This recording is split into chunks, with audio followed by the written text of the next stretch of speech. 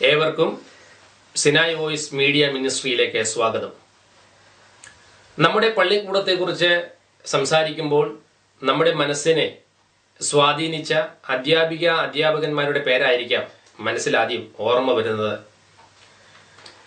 നമ്മെ പഠിപ്പിച്ചവരുടെ പ്രസംഗങ്ങൾ കേൾക്കുമ്പോൾ, അവരെഴുതിയ പുസ്തകങ്ങൾ വായിക്കുമ്പോൾ മനസ്സിൽ സന്തോഷവും ഒപ്പം തന്നെ അഭിമാനവും നമുക്ക് തോന്നാറുണ്ട്. എന്നാൽ മനുഷ്യനെ തമ്മിത്തല്ലിക്കുന്ന, വർഗീയ വിദ്വേഷം കുത്തിവയ്ക്കുന്ന മതപ്രസംഗങ്ങൾ ഇവരിൽ കൂടെ തന്നെ കേൾക്കുമ്പോൾ മനസ്സിൽ ഇവരോടുള്ള ബഹുമാനവും സ്നേഹവും മാറി ചെറിയൊരു വിദ്വേഷം നമ്മൾ നിറയുന്നത് സ്വാഭാവികമായ കാര്യമാണ്. ക്രിസ്ത്യാനികളെയും മുസ്ലിങ്ങളെയും ഹിന്ദുമതത്തിന്റെ മറവിൽ പരസ്യമായി വെല്ലുവിളിച്ച് മതപ്രസംഗങ്ങൾ നടത്തുന്ന ശശികല ടീച്ചറെ കേരളത്തിന് സുപരിചിതമാണ്. ബാബറി മസ്ജിദ് തകർന്നത് ഹിന്ദുക്കൾ ഓങ്കാരം മുഴക്കിയത് കൊണ്ടാണെന്നും 300 വർഷം മുമ്പുള്ള പള്ളികളെല്ലാം ഹിന്ദുക്കൾ ക്രിസ്ത്യാനികൾക്ക് ദാനമായി കൊടുത്തതാണ് എന്നൊക്കെയാണ് ഇവരുടെ പ്രസംഗ വിഷയങ്ങൾ. Sinai voice media ministries Sasikala ടീച്ചറുടെ ചില പ്രസംഗ വിഷയങ്ങൾക്ക് മറുപടി നൽകുകയാണ്. ഏവരും ശ്രദ്ധിച്ചാലും. ഒരു വർഷമെങ്കിലും പഴക്കമുള്ള എല്ലാ പള്ളികളും ഹിന്ദു ദാനം കൊടുത്ത പറമ്പിലാണ്. നമുക്കറിയാലോ, നമ്മൾ വിശ്വരൂപം കാണിച്ചാൽ എന്തായിരിക്കും ഫലമെന്ന് നല്ല ഓർമ്മയുണ്ട് നമുക്ക്.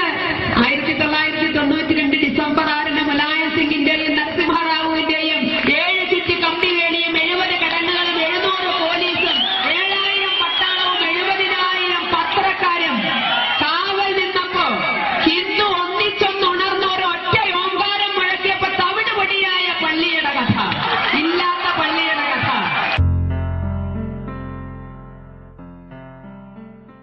ബഹുമാനപ്പെട്ട ശശികല ടീച്ചറോട് ഒരു അപേക്ഷയുണ്ട്. ചരിത്രം പഠിക്കുമ്പോൾ 300 വർഷത്തെ മാത്രം ചരിത്രം പഠിച്ചാൽ പോരാ, അതിന് മുൻപുള്ള ചരിത്രം കൂടെ പഠിച്ച് മനസ്സിലാക്കണം. 300 വർഷം മുൻപുള്ള പള്ളികൾ ഹിന്ദു ദാനം കൊടുത്തതാണോ ക്രിസ്ത്യാനികൾക്ക്? അതിനു മുൻപുണ്ടായിരുന്ന ബുദ്ധമതത്തിന്റെയും ജൈനമതത്തിന്റെയും ജീർണത മുതലെടുത്ത് അവിടെ ഉണ്ടായിരുന്ന ബുദ്ധ ജൈന വിഹാര ക്ഷേത്രങ്ങൾ തവിട് പൊടിയാക്കി അവിടെ ഹിന്ദു ക്ഷേത്രം പണിത ചരിത്രം ടീച്ചർ വായിക്കാതിരുന്നത് ഒട്ടും ശരിയായില്ല. ശബരിമല തുടങ്ങിയ ക്ഷേത്രങ്ങൾ ഇതിനൊരു ഉദാഹരണം മാത്രമല്ലേ? ഈ ദാനം നൽകിയതെല്ലാം തിരിച്ചെടുത്താൽ പള്ളികളെല്ലാം തന്നെ പൊളിക്കേണ്ടി വരുമല്ലോ. ഇംഗ്ലീഷുകാർ ഇന്ത്യയിൽ വന്നപ്പോഴല്ലേ ക്രമീകൃത വിദ്യാഭ്യാസ സമ്പ്രദായം കൊണ്ടുവന്നത്? അവർ കെട്ടിയ പള്ളിക്കൂടങ്ങളിൽ പഠിച്ചവരല്ലേ ഇന്ത്യയെ നയിച്ചവരിൽ പലരും. മാറുമറയ്ക്കൽ, തീണ്ടൽ തൊടിയിലെ ദേവദാസി, സതി ഈ സമ്പ്രദായങ്ങൾക്കെതിരെ നിവർന്നു നിൽക്കുവാൻ ടീച്ചറുടെ ഗ്രൂപ്പുകാരെ സഹായിച്ചത് വിദേശികളല്ലേ?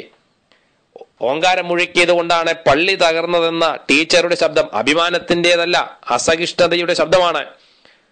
ഇവരെ ഓങ്കാരം മുഴക്കിയത് കൊണ്ടാണോ പള്ളി തകർന്നത്? ഒന്ന് ഓങ്കാരം മുഴക്കിയാലോ ശരണം വിളിച്ചാലോ കുരവിയിട്ടാലോ ഒരു പള്ളിയും ഇന്ത്യയിൽ തകരില്ല. പള്ളി പൊളിച്ച് ക്ഷേത്രം പണിതല്ല ഹിന്ദു വിശ്വരൂപം കാണിക്കേണ്ടത്. നോർത്ത് ഇന്ത്യയിൽ ഇന്നും നടമാടുന്ന അനാചാരങ്ങൾക്കെതിരെ ശബ്ദമുയർത്തിയാകട്ടെ രൂപം കാണിക്കൽ ചടങ്ങ്. ടീച്ചറുടെ മറ്റൊരു കണ്ടുപിടുത്തം പെന്തക്കോസ്തുകാരിൽ ഒരാൾക്കൊരു സഭ എന്നാണ്. അത് ടീച്ചർക്ക് പറയുവാൻ ഒരു യോഗ്യതയുമില്ല. കാരണം ലോകത്തിൽ ഏകദേശം 600 കോടിയിൽ അധികം വരുന്ന ജനങ്ങൾക്ക് 33 കോടി ദൈവങ്ങൾ എന്നാണല്ലോ ഹൈന്ദവ മതം പഠിപ്പിക്കുന്നത്. അപ്പോൾ ഒരാൾക്ക് എത്ര ദൈവങ്ങൾ ഉണ്ടെന്ന് ആദ്യം പരിശോധിക്കൂ.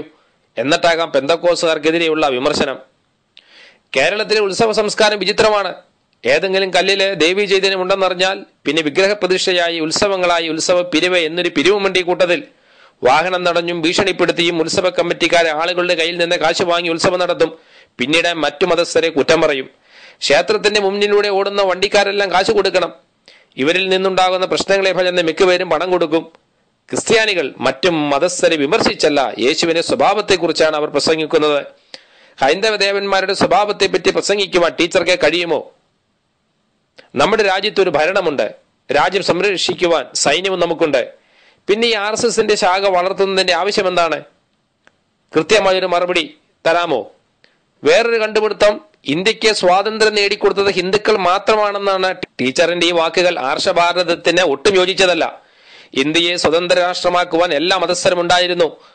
അതുപോലും അറിയാതെ ഞങ്ങളാണ് സ്വാതന്ത്ര്യം വാങ്ങിത്തന്നത് എന്ന് പറഞ്ഞാൽ ഹിന്ദുക്കൾ വിശ്വസിക്കില്ല, ഹിന്ദു വർഗീയവാദികൾ വിശ്വസിക്കുമായിരിക്കും.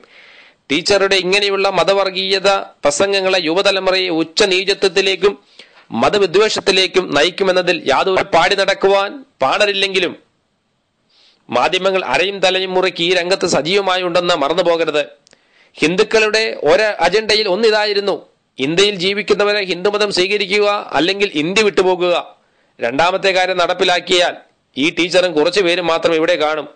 കാരണം വിദേശ നാണ്യങ്ങൾ കൊണ്ട് വളർന്ന വളർച്ചയെ ഇന്ത്യക്കുള്ളൂ, പ്രത്യേകിച്ച് കേരളത്തിന്. അതുകൊണ്ട് വിദേശയ്ക്ക് പോകുവാനുള്ള സാഹചര്യങ്ങൾ എത്രയും വേഗം നിങ്ങളെ ചെയ്തു തരണം. ഇതെന്റെ മാത്രമല്ല, കേരളത്തിൽ ജീവിക്കുന്ന ഒട്ടുമിക്കവരുടെയും ആഗ്രഹമാണ്. പത്മനാഭ ക്ഷേത്രത്തിലെ സമ്പത്ത് പാവപ്പെട്ടവർക്ക് പ്രയോജനപ്പെടുത്തണമെന്ന് ശ്രീ ജസ്റ്റിസ് വി.ആർ. കൃഷ്ണയ്യർ, ശ്രീ സുകുമാർ അഴീക്കോട് തുടങ്ങിയവർ നിർദ്ദേശിച്ചത് സ്വീകരിക്കുവാൻ ഇവർ തയ്യാറല്ല. സന്യാസ ശ്രേഷ്ഠന്മാരെയും സ്വാമിമാരെയും ഹിന്ദു സംഘടനകളെയും വിളിച്ചു ചേർത്ത ശേഷം തീരുമാനമെടുക്കണമെന്നാണ് ഇവരുടെ ആഗ്രഹം. അതിൽ യാതൊരു തെറ്റുമില്ല.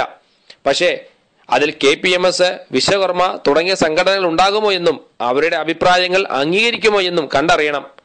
ക്ഷേത്ര സമ്പത്ത് പാവങ്ങൾക്ക് കൊടുക്കണമെന്ന വിഷയം വരുമ്പോൾ കത്തോലിക്ക സഭയുടെ സമ്പത്തിന്റെ കണക്കും നിരത്തി ഇവർ വിഷയം മാറ്റുന്നു.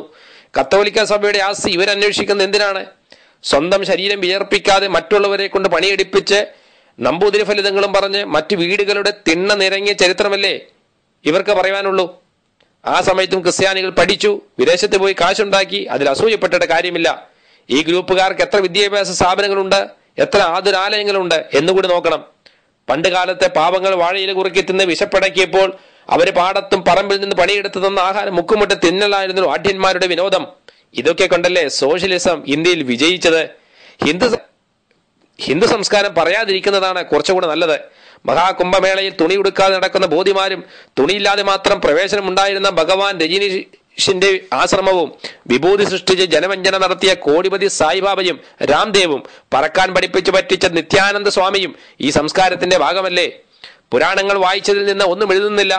ഹിന്ദുക്കളുടെ പല സംസ്കാരങ്ങളും ഇന്ത്യക്ക് പാരമ്പര്യമായി കിട്ടിയതാണ്. എന്നാൽ ഇതിൽ മിക്ക സംസ്കാരങ്ങളും ഇന്ത്യക്ക് അപമാനകരവുമാണ്. ഇന്ത്യയെ ഹിന്ദു രാഷ്ട്രമാക്കാനുള്ള ടീച്ചറുടെയും ഗ്രൂപ്പുകാരുടെയും ആഗ്രഹം കൊള്ളാം. പണ്ട് പൊളിച്ച പള്ളിയുടെയും വിദേശികളുടെ കടന്നുകയറ്റത്തെയും പറ്റി സംസാരിച്ച് എന്നും കളം നിറഞ്ഞു നിൽക്കാമെന്ന മോഹം വെറുതെയാണ്. ഇപ്പോഴത്തെ ഇവരുടെ മുദ്രാവാക്യം ഹിന്ദു ഉണരൂ എന്നാണ്. ഇനിയും ഹിന്ദു ഉണരേണ്ട ആവശ്യമുണ്ടോ? നോർത്ത് ഇന്ത്യയിൽ പള്ളി തകർത്തും മറ്റു മതസ്ഥരെ കൊന്നും ഹിന്ദു ഉണരുന്നുണ്ട്. ഇതിൽ കൂടുതൽ ഹിന്ദു ഉണർന്നാൽ ഇന്ത്യയെ ഇവർ കത്തിക്കും, തീർച്ച. ഒരു ഇലക്ഷന് മത്സരിച്ച് ജയിക്കുവാനാണെങ്കിൽ ഈ പ്രസംഗത്തിന്റെ വല്ല ആവശ്യമുണ്ടോ? ശശികല ടീച്ചറോട് വീണ്ടും ഒരു അപേക്ഷയുണ്ട്. ഈ മതവർഗീയത മനസ്സിൽ വെച്ചുകൊണ്ട് ഇപ്പോഴും കുട്ടികളെ പഠിപ്പിക്കുന്നുവെങ്കിൽ അത് അവസാനിപ്പിക്കുക. അല്ലെങ്കിൽ ഈ അർത്ഥശൂന്യമായ മതപ്രസംഗം നിർത്തുക. ആരാണ് ഹിന്ദു? ഇന്ത്യ ഹിന്ദുക്കളുടെ നാടല്ല. ഹിന്ദുക്കളും ഇവിടെ കുടിയേറിയവരാണ്. ഇവിടത്തെ ആദിമ നിവാസികൾ ദ്രാവിഡരാണെന്ന സത്യം ആർക്കാണ് അറിയാത്തത്? സിന്ധു നദീതടങ്ങളിൽ തുടങ്ങി ഗംഗാ സമതലം വരെയുള്ള ഭൂഭാഗങ്ങളിൽ വസിച്ചിരുന്നവർ. അവരെ അവിടെ നിന്ന് ദക്ഷിണേന്ത്യയിലേക്ക് അടിച്ചോടിച്ച് ആര്യന്മാർ അധികാരം പിടിച്ചെടുത്തു.